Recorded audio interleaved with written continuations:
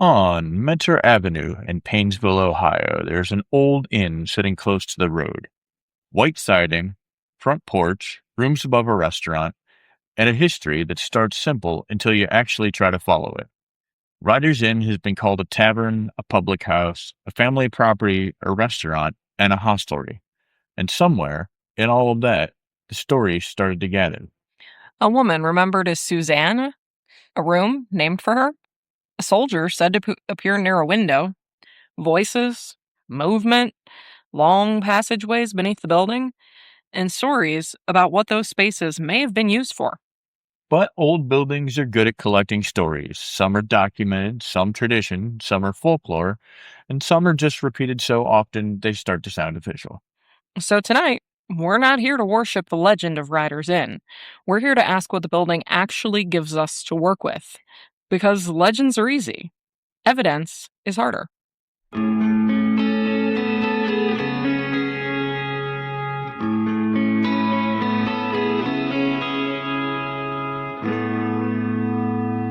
Hello, and welcome back to No Lights Paranormal, where we take haunted locations, strange claims, local folklore, and spooky stories, then look at them through the eyes of actual investigators. I'm Teresa, historian, researcher, and the one responsible for separating documented history from decades of ghost stories. And I'm Alice, the Baba Yaga enthusiast, the equipment setter upper, and the guy who thinks eating dinner at a haunted inn counts as field work, which honestly it does. I agree with that. Tonight, we're talking about Riders Inn in Painesville, Ohio.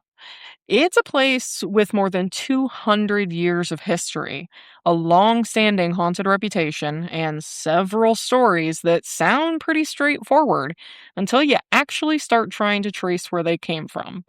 And after spending the night there ourselves, we came home with some questions of our own.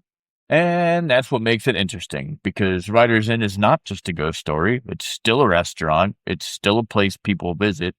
People eat there, they stay there, they work there, and that kind of changes the investigation. A quiet building can still have a lot to say, but you just have to be careful not to speak for it. Before we get into the ghost stories, we need to talk about what Riders Inn actually was.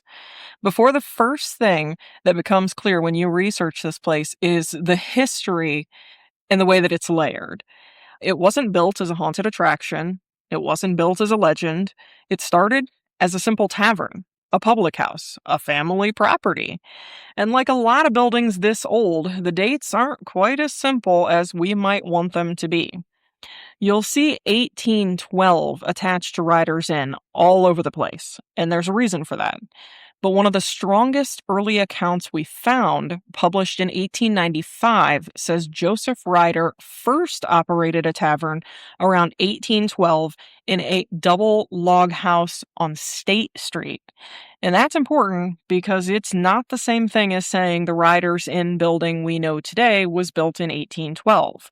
According to that same account, the landmark associated with Ryder's Tavern was begun around 1817 and occupied in 1818. Now, we should clarify that most of the 1812 confusion you see you will find here on our paranormal side of the history, if you will, because we can get dates wrong, and many times we have so much information that we have to intake that we can gloss over things and say, oh, Tavern 1812, and just assign it ourselves. Important note, the restaurant is currently called Joseph's 1818 Public House and Tavern, so there's no 1812 label there. Exactly. So the careful version is this. The tavern tradition goes back to around 1812. The current landmark is better described as traditionally begun in 1817 and occupied in 1818. This might not be as clean as the version that gets repeated in our field, but it's much more honest. Old buildings don't care whether we want clean. They collect names, dates, renovations, owners, stories, and half remembered details. Then people come along later and try to turn all that into one easy sentence, and that's where things kind of get messy. And Riders Inn has changed quite a bit over more than 2 centuries. It begins with Joseph Ryder and that early tavern tradition. It becomes known as Ryder's Tavern, Later, we see the Lutz name connected to the property, and through all of those changes, it continued to have a public life as a tavern, an inn, a restaurant, and a place where people actually came together. And that's something I think is easy to forget when we're researching a supposedly haunted building. This wasn't sitting empty for 200 years, waiting for paranormal investigators to show up. People lived their lives there. I also think that it's important because some haunted locations feel frozen, Writers does not. It still has people moving through it. It has staff cleaning the place up, serving you dinner or drinks, and even taking reservations. It still has rooms upstairs that you can reserve and stay the night. So when you investigate it, you're not just walking into history, you're walking into a building that is still doing its job. And that changes how we talk about the history, too. Because when a building is still active, stories keep changing. Owners change, room names change, marketing changes, guests add experiences, investigators add interpretations, and eventually, the folklore becomes part of the building's public identity. Which is not automatically bad because folklore and tradition matter, but we have to know what category we're in. Documented history is one thing, property history and tradition and paranormal claims are completely different. The internet keeps saying it is unfortunately not its own category of evidence, because that would save everyone a lot of work. And Riders Inn is a perfect example of why that matters. The documented history is interesting on its own. We do not have to make it more dramatic than it is. The building already has age, use, family connections, public history, and enough uncertainty to keep on asking questions. Which is usually where the good stuff is, anyways, not in the clean version and the uncertainty. The parts where you have to say, okay, but where did that actually come from? See, one of the biggest stories connected to Riders Inn is of a woman named Susanna. Room 11 is commonly known as Susanna's Suite, and if you've heard much about the hauntings at Riders Inn, you've probably heard her name. But when I started researching Susanna, I ran into something pretty interesting. The historical records don't actually give us a Suzanne Ryder, they give us Susanna, and that's a huge difference. This is where old history can get tricky. Names change in records, spellings shift, family stories get passed down, property traditions get repeated, interviews happen years later, sometimes from memory, and details can soften around the edges. And this is where historical record actually helps us put some of these together. Joseph Ryder married Roxanne or Roxana Gaylord in 1808. Then, in 1832, the marriage records show Joseph marrying a Susanna Castle, who at the time was simply identified as the widow Castle. Now, after Susanna's death, Joseph married again, this time Mary Wilmot Lockman, who was another widow. So there really was a Susanna connected to Joseph Ryder. She wasn't just a name created later for the ghost story. And based on what the current owner told me directly, Susanna Castle is the woman that the inn's tradition remembers as Suzanne. So, in the end, the simplest responsible version of this is the Suzanne or Susanna Ryder that is being referenced for from everything that we were able to uncover is likely Susanna Castle. No reason to get hung up on names. Susanna Castle, sensibly given the time, is likely Susanna Ryder. In that time, women didn't really keep their names traditionally. So, four different Susannas just adds extra and probably unnecessary complication to the story. And I was actually able to get some additional history about Susanna directly from the owner. According to the history that's been preserved at Ryderson, Susanna was actually already ill when she married Joseph. The marriage wasn't described as a love story. Joseph married her so that he could take care of her during the final part of her life. She lived in what we now know as Room 11 or Suzanne's Suite, and according to the property's history, that's also where she passed away. And there's another interesting piece of the story. After Susanna died, Joseph married Mary Wilmot Lockman, the woman the property's history identifies as the family's nanny, only a short time later. The owner actually said just 3 weeks later. Now, the marriages themselves are something we can trace historically. The circumstances surrounding them, like Susanna's illness and why Joseph married her, were connected to Room 11 and Mary's role as a nanny. These came from the history preserved and shared with us by the current owner. And I think that's worth making clear because those are two different kinds of sources. But it also means that when we walked into Room 11, we weren't dealing with a completely unidentified woman whose name had simply appeared somewhere in paranormal folklore. There really was a Susanna Castle Rider, and there is a long-standing property tradition connected to her and her death to that room. And to be very specific, we can put to bed the myth that Susanna passed from being pushed or potentially falling down the stairs. That's completely untrue. Right. Not so much the falling down the stairs part of being pushed, but as for the rest of it, it gives us something to note, pay attention to, and use an example of. Sometimes history is confusing and details get fuzzy, but that's okay. And it really shows us why avoiding the this must be that thing mentality just needs to go away. So, as far as the claims, let's get into the claims. Riders Inn has a lot of them. Room 11, Suzanne, a soldier near a window, voices, movement, objects shifting, the dining room, the bar, the basement, the low passageways under the building, which, to be fair, were also misrepresented in the newer stories that you hear. Stories about the Underground Railroad, Civil War connections, a rumored speakeasy. It says a lot. And just like with the history, these claims don't all have the same level of support. Some come from the history and traditions preserved at Riders Inn, some come from paranormal sources, some of them have been repeated through tourism and local folklore, some come from firsthand experiences or accounts attributed to owners or staff, and then there are some where, honestly, we haven't been able to figure out where the story originally came from at all. Which does not mean we throw them out, but it does mean that we keep them in the right stack and not just some mess of piled notebooks in a haunted room on an end table. And the soldier at the window is a really good example. This story shows up in paranormal and folklore material connected to Riders Inn. This soldier seen near a window sounds simple enough, except when I tried to actually trace it. I couldn't find a name, I couldn't find a regiment, I couldn't find any original witnesses. I couldn't even find which window they supposedly had been talking about. And I couldn't find a period source that let me connect that story to any specific soldier. So for us, the soldier just stays a claim.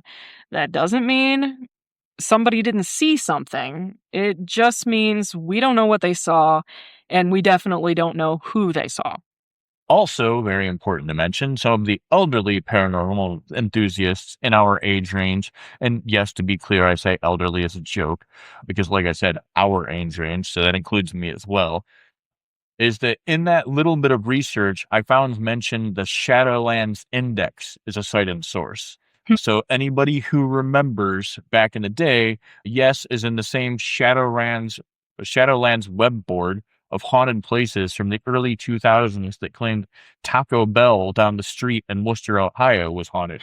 So details, probably the trash heap, possible man in the window and soldier's desire. Sure, let's check it out.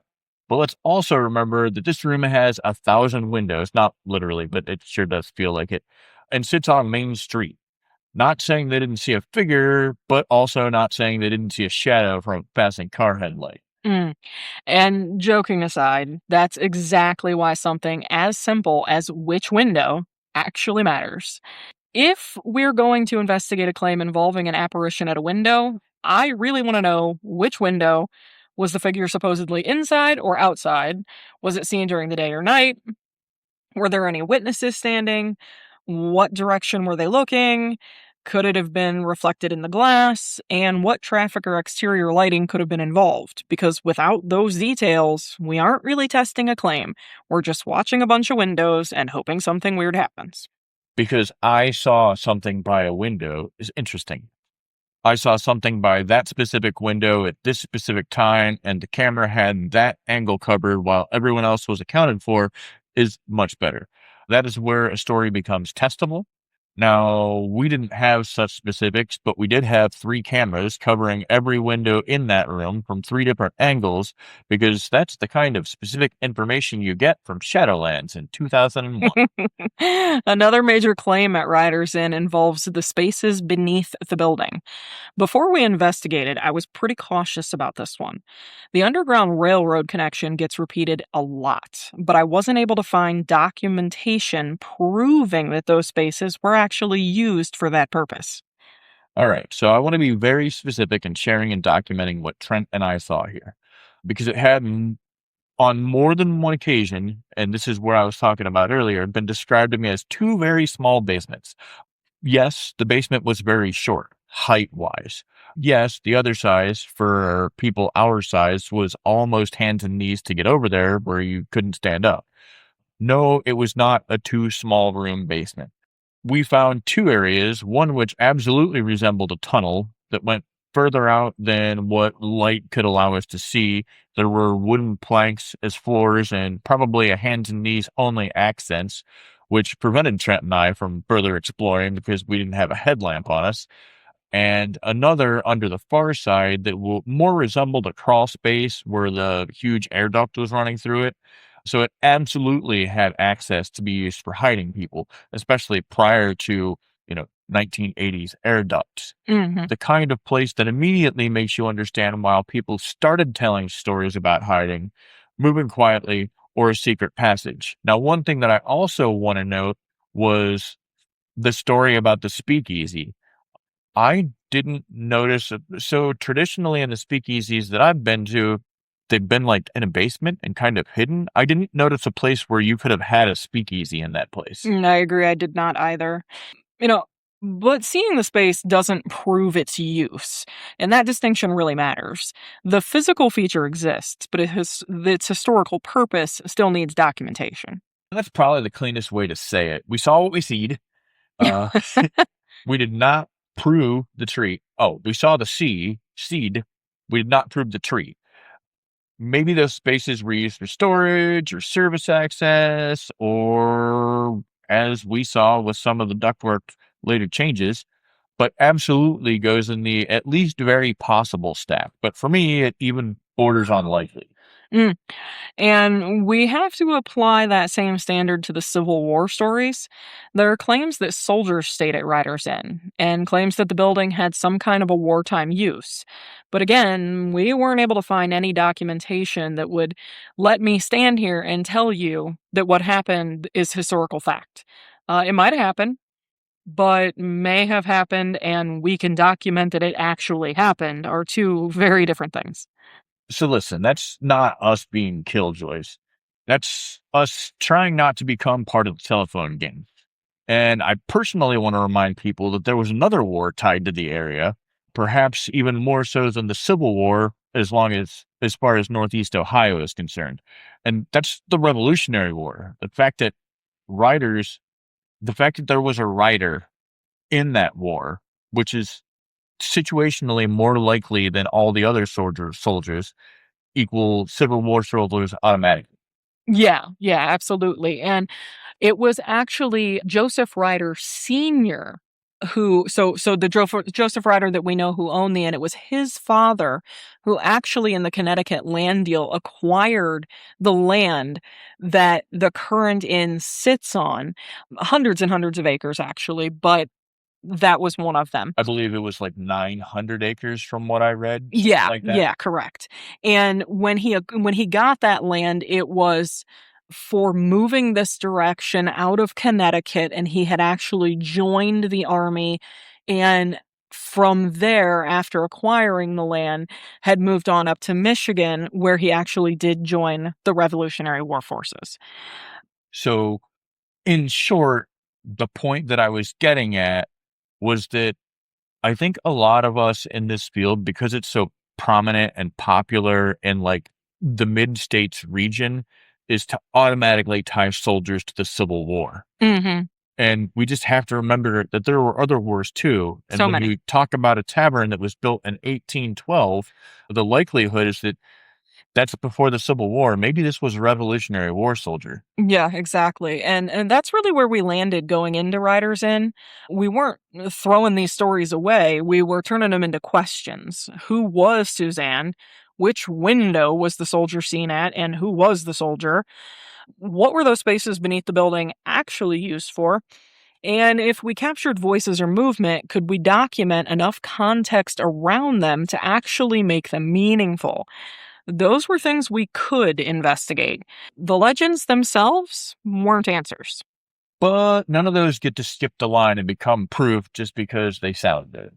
Riders Inn required a different approach from some of the other places we've investigated because the building is still very much alive. It's not an empty location where once the doors are locked, we can account for every person and reasonably assume every unexplained sound came from somewhere inside. Riders is a working restaurant and inn. There's staff, guests, kitchen noises, road traffic, plumbing, doors opening and closing, people walking up and down the stairs, and more than 200-year-old floors that definitely have opinions of their own. Basically, it's a contamination buffet. And we were already having dinner, so at least the theme was consistent. So instead of chasing every sound we heard, we wanted to establish coverage. We set up static audio and video in the areas that mattered the most, documented what we could, and then honestly, we let Riders Inn just be Riders Inn. We weren't going to stop a working building from making noise. We just needed enough coverage to hopefully tell the difference between the building doing its job and the building doing something we couldn't explain. And that was deliberate for me this time. My plan was literally get there, set up, let the equipment work, have dinner, maybe actively investigate for a couple hours, go to bed, and let the equipment do all the hard work. I personally, prior to this investigation, have always had concerns about bed and breakfast and places with active traffic and wondered how to properly investigate it. So my plan, and this was up until recently, has been completely outside of my way of thinking, was don't haunt the building, let the building haunt me. And I think that we realized fairly quickly, hey, let's experience these portions of the place and get our fill. But these floorboards creak. These windows are an abomination to apparitions standing by a window. So let's just experience the place, leave our gear, see what happens in review. And the audio is where this becomes especially important. EVP and disembodied voice claims are already difficult to evaluate. In an active building, they're even harder. A voice on a recorder could be staff, a guest, someone outside, a television, a phone, or somebody in a completely other part of the building whose voice just carried in a way that we didn't expect it to. So simply hearing something that sounds like a voice is not enough. Old buildings love carrying sound in stupid ways. A footstep in one area becomes a knock somewhere else. A door downstairs sounds like it came from the hallway around the corner. A pipe makes a noise, and suddenly everybody has a dead bartender named Carl. Poor Carl. So when we find something during review, the question isn't just, oh, did you hear a voice? The question is actually, where was everyone when that happened? What equipment was running? Did another recorder capture it? Do we have video of that room? Was anyone moving nearby? And is there a normal source that could reasonably explain it? The sound is only half of the evidence. The context around it is the other half. That's the part that matters because we heard a voice is easy. We heard a voice on this recorder at this time with this room empty and the video showing no one nearby. And no one matching sound on other recorders is a very different conversation. And that's exactly why static recording mattered so much at Riders. Static equipment doesn't magically make something paranormal, but it does give us context. If something happens, we have a lot better chance of reconstructing what was happening in that room and everywhere around it at that exact moment. And Riders Inn felt like the kind of place where that mattered more than active sessions. Not every building supports active EVP sessions and yelling into the dark. Or in this case, even walking down the hallway while you're trying to record. Sometimes the better move is to shut up and let the room do whatever it does. And room 11 was obviously one of the areas we wanted to cover straight from the beginning. This is Susanna's suite. It's the room tied directly to her tradition that we talked about earlier. It's one of the most frequently mentioned areas when people talk about activity at Riders Inn, and it also happened to be the room that Alex and I got to sleep in that night.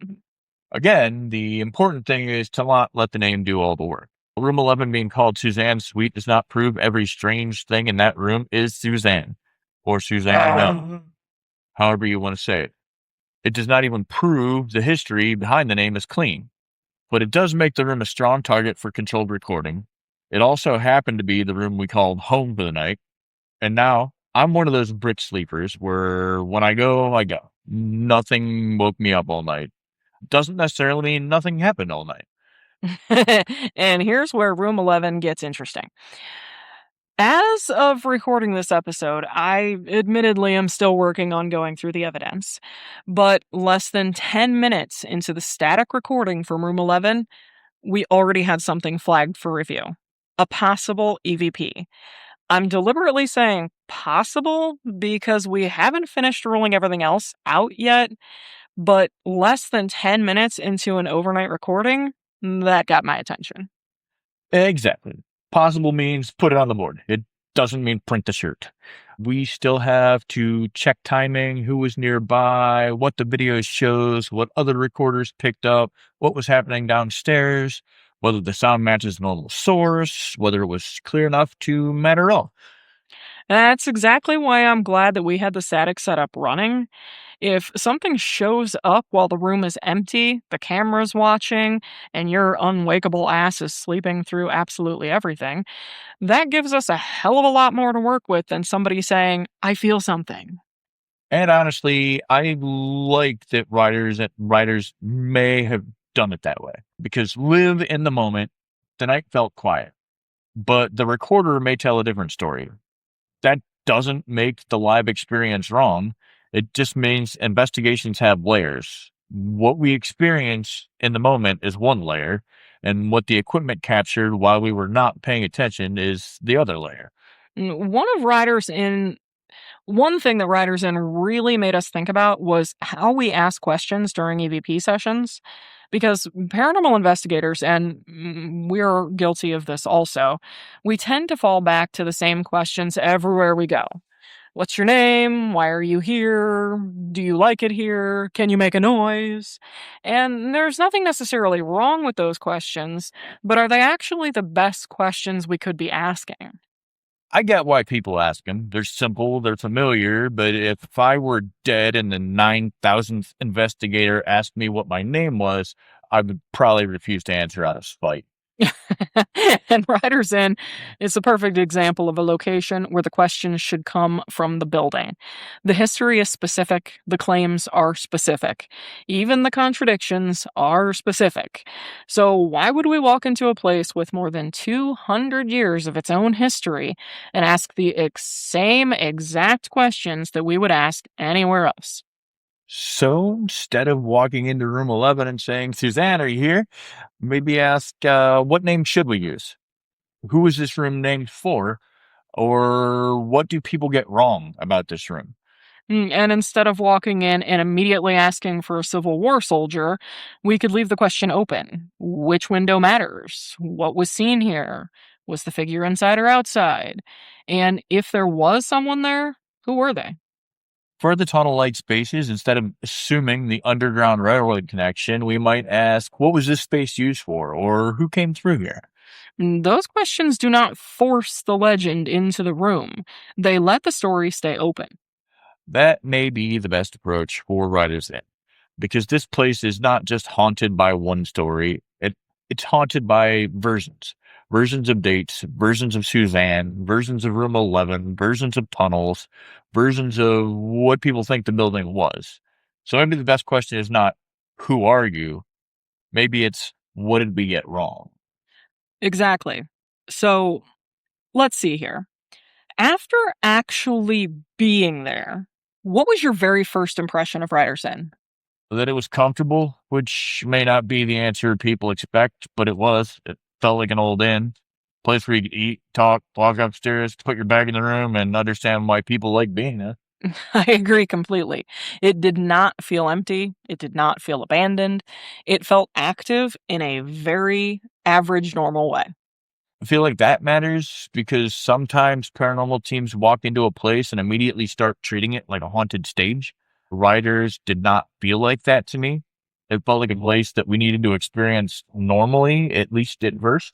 And that's exactly what we did. We set up the equipment, but then we had dinner. We spent time with the team. We let the building operate around us. Which I think was the right call, because if the claim is that people experience things while staying there, then staying there matters. You don't always have to chase ghost stories in the building. Those apparently happen anyways. So sometimes you just need to be in it long enough for the building to forget you're paying attention. The night itself was quieter than some of our other investigations, but quiet does not mean that nothing happened. No. And what I believe is important for paranormal teams to understand is quiet nights aren't always failures. Treating every investigation like it's going to produce your next viral TikTok or YouTube clip is borderline absurd. Sometimes it's okay to just hang out with your team, learn things. What does your team do when the building isn't performing? How fast does each person get bored? What part of the plan failed from a strategic standpoint, and what part needs its bolts tightened? There's a lot that can be learned from a quiet night. And sometimes the best stuff only shows up later when you review the recorders. Hmm. So, to you, what did writers feel like when we first walked into the building? So, as you know, we had a couple of, well, I wouldn't call them mishaps, at least not on our port, but we did have an interesting occurrence that we've never had before at this building. And, I would have liked to have gotten in and gotten equipment set up like faster, because the original idea is that what was supposed to happen was going to happen. Right. And I would just go in, set everything up. We'd order food and eat and then Right. do our thing, right? Well, I'll let you describe what actually happened. Yeah, it was kind of ridiculous. So, I personally had been speaking with someone who was an employee who was setting up our overnight investigation. And that person had given us a price, had said, "Hey, you're gonna have whatever rooms that you need, to accommodate the entire team. You're gonna have a run of the whole building, blah, blah, blah." And okay, great. Well, we get there and the owners were there. They actually live on premises. They had absolutely no idea that we were coming. It was 100% not in any logbook that we were gonna be there. It was There was 0 room reservations for us. We were just simply not even supposed to be there. They had no clue. So, they were super, super gracious in explaining to me that that particular employee is no longer an employee, and this was not the first occurrence of this happening to them, unfortunately. The initial deposit that I had paid is gone with the wind. Said ex-employee kept it and never gave it to them. Again, they were super gracious enough to take the remaining amount of money and let that $50 go, which it made me feel bad, but at the same time, I mean, we definitely, you know, we did our part, I guess. I definitely felt like there was a strong over under where we might just be eating dinner and going home. That's very much where I was at that moment too. I was like, "Okay, great. We just drove to Painesville for dinner, and then we're gonna head on home." That's not what happened. We did in fact they actually gave us 3 rooms for the night on the meager amount of money that we paid to be there, because that is 100% not what should have been charged. They actually charge per room, and what we paid was basically enough for a room. Yeah. So, yeah, that's why that employee's no longer there. Thankfully, that's not gonna be an issue going forward. They've got things cleaned up. But the place is it's so incredibly comfortable, and it's so accommodating, and the owners were so very nice. And he even made us breakfast the next morning, some pancakes and some bacon and copious amounts of coffee, which we very much appreciated. And Yeah. that's where I will say, and this is just an FYI, I'm not even going to call it a warning, but like a word of advice for other paranormal investigators. so important that when you're putting down your deposits and you're paying money to people that you get email receipts and you keep those email receipts so Yeah. you can say, hey, this is what happened. So, worst case scenario, hey, we got well, we had the best case scenario and the fact that we got way undercharged for what we should have been charged for doing what we were Yeah. doing. But the worst case scenario would have been like, here's what I already sent. Just give me my $50 back and we'll go home. Like, Right, but unfortunately, that's not even something I would have asked for at the moment because they didn't have the $50 either. That employee had taken it with her. So, yikes. like I said, that was a For weird circumstance. Never happened before. for So me, it would have been just a $50 draw. We had an amazing dinner. I had the pot roast, just so everybody's aware. It is fucking amazing. I had a purge Um, dinner because I like fish, but I only like fresh lake fish. So it was mhm. way better for me than like going somewhere and getting like beer battered cod. And since they're right by the lake, of course, they had the beautiful fresh caught fish. It was delicious. Yes, yes, dinner was phenomenal. So anyway, though, yeah, just to sum all that up, crazy beginning experience, but definitely five-star service. They recovered beautifully and still allowed us to have a successful investigation. So it was great. And thank you guys. We appreciate you. Right. So was there anything that live that you felt was worth noting that happened like live? Because I felt like there was kind of a certain buzz in the air, but Yeah, doing anything live, I felt like there was like probably not actually a way to do it. I do agree with that. I think that the building had too much activity overall. Even once things settled down and the restaurant and the bar had actually closed down for the night, there still are people who stay upstairs long term as like a motel as opposed to just a B&B. So those people were coming in pretty late at night. They were super nice, got out of our way, went into their rooms, whatever, which I would have been totally fine communicating with them.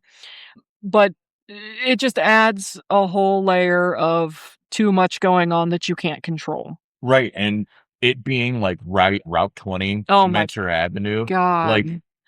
I would say that it didn't even visibly or literally like physically slow down that main street until like after 1 o'clock. It Yeah. was a Friday night, you know what I mean? And even after 1 o'clock, I I mean, there mean, were still cars going by, but yeah, like at that point, had I been actively investigating like a different building it where there wouldn't have weren't been more people, quite as bad. then at least I could have, been like, oh, hey, car passed. Exactly, exactly.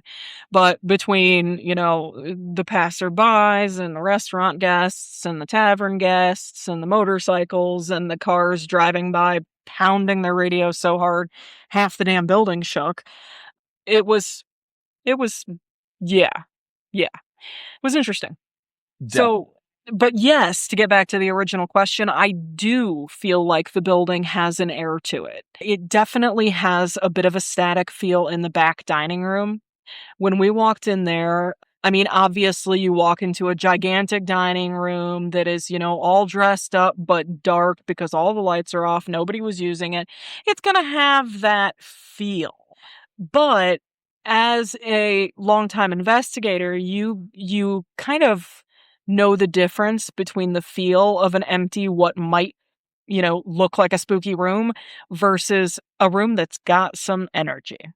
I feel like if it wasn't Main Street, Painesville, and we weren't there with other people, and it just wasn't where it was, like we definitely the building presented itself like it could have been a very active night. Oh, absolutely. Agreed. But again, I mean, you're talking about like old wooden building, so despite the fact that it was 2 stories in a basement, it would have been like a one team at a time thing Yeah, because any movement upstairs, like literally you're those gonna hear it. floorboards would creak through the whole building. Absolutely. I personally did not go back into the kitchen. I was, again, busy setting up equipment like I usually do. And s- to be fair, the downstairs is really large and some of those rooms are really big. So Yeah. trying to get all of the coverage that you want, it was I'm glad I hit 8 cameras, that's for sure. Right? And I probably could have used like 10 or 12 on that investigation. So, I mean, the owners did definitely say that, they don't really want investigators roaming around in the kitchen for obvious safety reasons. Right. He's like, "It's cool if you walk through there because, like, there's pathways that go through there, but, we don't really want you to be in the kitchen." And the only time that I was actually in the kitchen was while he was making breakfast. I stepped into one half of it just to kinda talk to him. Right. But other than that, I didn't do any investigation in the kitchen. We stayed out of there really. But yeah, yeah, Yeah. So, I mean, overall, I would say that I love the place, and to go up there and hang out with my team and have dinner and just have a nice, relaxing off night, I would do it again in a minute. absolutely. I don't think this is not the type of investigation that I personally chase. Yeah, Uh, and it has nothing to do with the place. It has nothing to do with the history. Like, if somehow, and you can't ask business owners to do this, but if somehow you were able to lock down the whole place all night and not have to worry about quite as much contamination, that would right. be a different story. I'm not saying there aren't like B&Bs where you could do that at. This one just happened to be too big and it's on a main road. Yeah, yeah. That main So road thing really hurt the investigation as far as noise pollution goes. so it's just it's it's not a place where I would say that repeatedly I would go Yeah, yeah, no, I from an agree with that. investigation standpoint. The simply visiting it and having the experience that we did was phenomenal, and I love the history, and I love talking about the history, and I loved seeing the place. And I absolutely love that we had our static audio and video running all night. But being able to get up and actively investigate the place, not necessarily a thing. And I will say that despite the fact that I don't think that I would be crazy about investigating it again, only because of the location and the noise and all the contamination, it's definitely one of those places where I feel like every team should go to this place or a place like this once, because it definitely like taught me a lot. Yeah. Yeah. You know what I mean? Like as far as static recorders, why static recorders are important, how to go about investigating a place when it kind of gives you difficult situations versus just, you know, not every place can be a large abandoned building on 60 plus acres. You know what I mean? Exactly. And I think that that really can be narrowed down into like riders in is probably better for a passive overnight recording than an aggressive actual investigation. Absolutely. And I feel like we've gotten to the point where it was really good for us and we can handle something like that. But if you're definitely one of those people that goes to a place and you're like, "Hey, I rented it for the night. I'm gonna do like 6 hours to 8 hours straight of like I'm gonna walk around every room and get EVPs and get Yeah, good luck. like this is not the building for you." No, no. I think B&Bs in general, unless you do literally get the entire place to yourself all night, is not the place for that. Right. Well, let's take into consideration. So, like, one of our favorite paranormal channels is like the Project Fear, right? Used to Yeah, be Destination Fear. we love those. So, let's take into consideration that most of the time, like, the biggest like activity bump they get is when they like bed down for the night, Yeah, right? exactly. So that's why I was thinking about it. Like, hey, you know what? Like, fuck it, we're going to an inn. Mhm. Like, let's eat dinner. We'll investigate for 2, 3 hours till we've had our fill or whatever, till each team gets to see what they want to Everything, see. exactly. And then let's just go to bed and And like let yeah, it haunt us. let the recorders do their jobs. I think that the right word for this particular investigation was patience. Because the location was quiet as far as paranormal activity goes, there's temptation to start looking harder and harder for something. So, like every single creak, you're like, oh my God, every single knot gets your attention.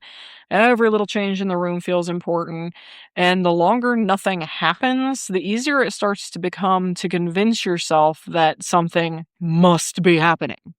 I think that's unfortunately where a lot of teams like have to be careful because you start recording quiet by inventing noise. Exactly.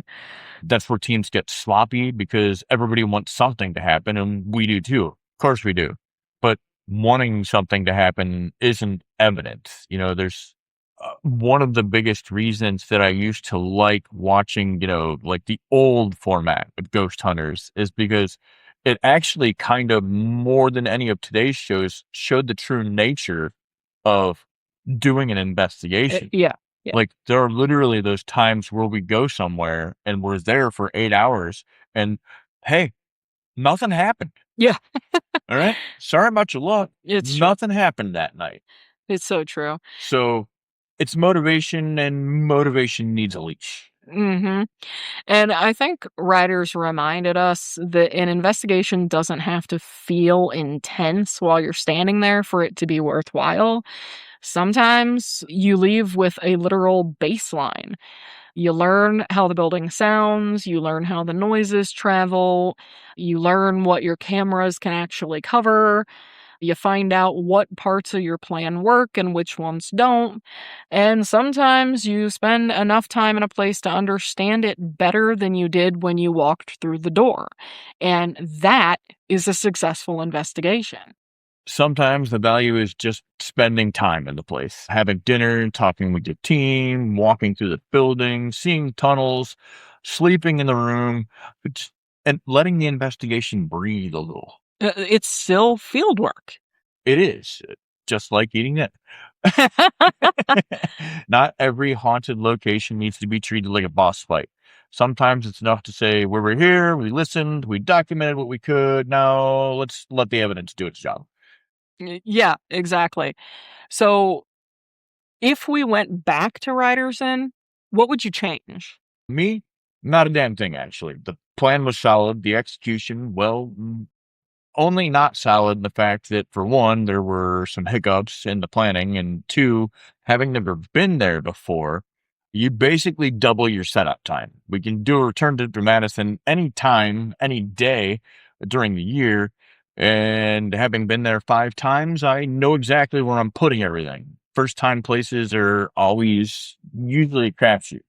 For me, I think the biggest thing I would want a return trip to do is more interview work. And actually, we've already started doing some of that since the investigation.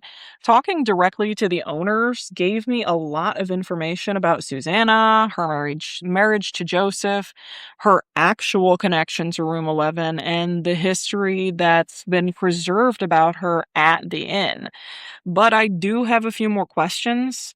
Where did that information originally come from? Are there family records that, back it up? Old letters, documents, photographs, things like that? How far back can we actually trace the association between Susanna and Room 11? When did people first start reporting activity in that room? Because now we've gotten closer to the origin of the story. As a historian, I kind of just want to keep going. For the tunnels, when were they built? What were they used for? Has anyone documented them? Were they part of an older structure or a later addition or restaurant utility, storage, repair work? Because, like I explained to you, the one tunnel seems like it goes all the way back further than the parking lot does. So I Mhm. wouldn't know what that would be used for the building itself, because those spaces are interesting, which admittedly brings me to an important point. Sometimes when you're dealing with history, all you can do is ask the ghosts. It seems hilarious and awkward, but take this place. Built in 1818. That's over 200 years ago now. There's likely nobody around that can give you the original design plans or the layouts. And the tricky thing with ghosts is sometimes they pass on peacefully and don't stick around to answer your questions. And on an investigation side, I would want a much better map of the building's normal behavior. We know now how much sound travels through riders, so on a return trip, I'd want better documentation of staff and guests moving, the kitchen, the road, the plumbing, all of the normal things that we now know can affect what we're recording. The first investigation obviously gives us something that we didn't have when we walked in, which is a baseline. And the second time, we know what we're walking into. Of course, because in a place like Writer's Inn, the debunking list is not optional. It is literally the entire investigation. You have to know the normal before the weird gets to be weird. Right. I definitely think that I would want to have more interviews with the owner and staffs about the original origins of the claims. I want to try to identify the exact window tied to the claim of people seeing that soldier. So here's the one issue that I find with that. It's not even an issue with what you're asking, but an issue with how we would go about getting the answer is so, like I said, when I was doing the research with you, what I found is the soldier in the window claim was tied to the Shadowlands in 2001. The new owners have not owned the building that long. Exactly. Exactly. And to be perfectly honest, yeah, it was mentioned on Shadowlands, but I have not seen that anywhere else. Neither have I. In fact, two of the claims were from Shadowlands. The soldier in the window, and I don't remember the other one off the top of my head. Right. But yeah, I mean, not finding those in any other source material, you know. Listen, it's not that we take on or give grains of salt to different things, but we do definitely have different weights for how much stock we put into certain claims. Right. And for me, when you've got Riders Inn sitting right next to Taco Bell, I don't know that your website is necessarily one that I take super seriously. Right, exactly. I mean, back in the day, I was like, "Oh shit, I gotta go there." So, yeah. Anyway, I think that I think really there's sort of a w where do you believe that that leaves writers in for us? For us, I can see doing a return trip.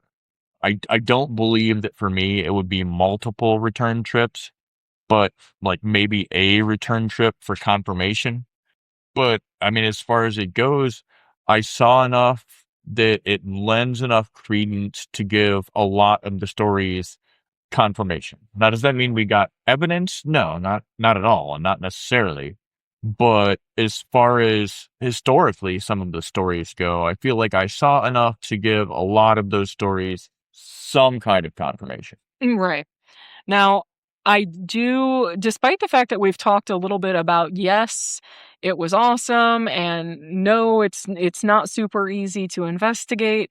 Yes, I most definitely think it was worth the trip. It was worth investigating, and it was worth treating as a haunted B&B, not necessarily an active investigation site. I do think it has amazing history. The folklore is, just as amazing, but honestly, when you get into the actual facts of what really happened and who really lived and died there, that's way more interesting in my opinion. Uh This is what I would say. I would say that it gave credence to my feelings about B&Bs mhm, and the fact that, like I said, I don't know that B&Bs for me are a target destination. And like I said, I just admitted that I would probably definitely at least do Riders like one more time, but that's because for me, Riders is close. It's kind of a regional like haunted building. yeah, It's I can say that after doing one B&B, a B&B is not a target location that I would spend 4 or 5 hours driving to. Like, right. yeah, Riders Inn is a little over an hour up the road. Yeah, for Like, us, that's basically our backyard. cool. I can do that. All right. I'm not driving to New York for a B&B. I'm just not. Yeah, unless, of course, I'm driving to New York for something else and happen to also be staying in a haunted B&B. Different story, That right? would be cool. I do think that the Underground Railroad talk, the Civil War claims, the speakeasy claims, all of these, I need more documentation before I treat them as actual history, but yeah, as far Uh, as it goes. the Civil War and the Speakeasy are definitely complications for me because, like I said, In the current building as it stands, I didn't see anything that would present itself as a speakeasy, or a speakeasy, at least in the terms that I know of a speakeasy. Yeah. We live right next to Wolf Creek Tavern. Wolf Creek Tavern. They have a speakeasy. It's a hidden door that goes downstairs into the basement. There's a big enough room to have a little bar down there. Exactly. Everything. So, like I said, when we were presented with the more recent information, everything that I was reading and everything that I was seeing and everything that I had heard said, hey, there's 2 small rooms in the basement and there's not enough room to stand up. Well, the correct part was there's not enough room to stand up. Right. For sure. At least for me. My wife could probably stand up down there. I could not. Well, I'm short. I'm Um, short. the Underground Railroad part, that's the part that I kind of buy. Listen, when I saw that tunnel on the side of the far side of the basement with, the wooden slat boards going across the dirt, Yeah. it is very easy to, in your mind, see that there were probably people hiding down here. Yeah. And Yeah. the fact that I couldn't see the end of the tunnel from the end of my flashlight beam, I mean, as far as we know, that tunnel goes clear to the lake where people would have caught a boat to get the hell out of Dodge. I have no idea. What I can tell you is if we were to go back, I would definitely had a headlamp on, and me and Trent would be on our hands and knees crawling down to the tunnel. Get you guys in hazmat suits. So overall, Riders Inn gave us a really, really good night. We had really good questions. We possibly got a few nice leads. Dinner was super tasty. Breakfast was super tasty. The beds were ridiculously comfortable.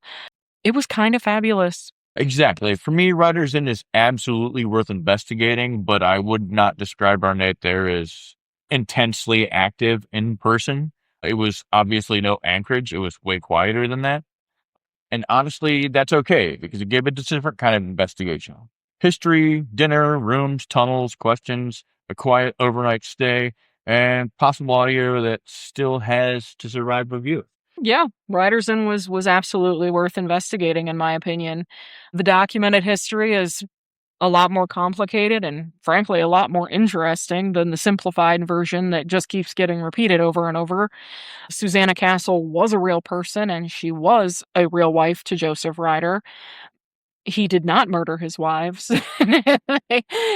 Unfortunately, people got sick and didn't live super long back then. But the preserved history does remember that Susanna Castle was there and it does connect her to room 11. So she's real. I still want to trace the original sources, but whatever. Point is, she was real. She absolutely existed. The spaces underneath the building absolutely exist. The guys saw them. What they were used for historically still remains an open question. More documentation is needed about Civil War soldiers and Underground Railroad. And most importantly, writers reminded us that a quiet investigation is not an unsuccessful investigation. Exactly. A possible EVP is not a trophy, but what it is a thread. And Riders Inn gave us threads. Where did Suzanne become Suzanne? Why room 11? Which window? What were the tunnel lake spaces actually used for? And what does the building sound like after the restaurant quiets down? What did the recorder catch when nobody was trying to force the moment? And those are the kinds of questions that make a location worth returning to. Because sometimes you leave with answers, and sometimes you leave with better questions. And sometimes you leave with a full stomach, quiet room, and a recorder that may have caught something after everyone stopped trying so hard. And if you've stayed at Riders Inn, worked there, investigated there, or your family has some connection to the history of the building, we genuinely want to hear from you. Maybe you've experienced something. Maybe you know an old story about room 11. Maybe you know something about Susanna, the spaces underneath the building, the soldier at the window, or one of the other stories that's followed Riders throughout all these years. And especially if you have old photographs, documents, newspaper clippings, family stories, brochures, anything that might help us trace some of the stories and where they actually began, please reach out to us. We are interested in these stories, but we're even more interested in where the ghosts might have came from. You can find us on Facebook, visit us at nolightsparanormal.com, or reach out through any of our social media pages. So, thanks for listening. Spend some time with us tonight. Keep your recorders running. Keep your notes honest. And until next time, don't fuck with the Baba Yaga. Love you.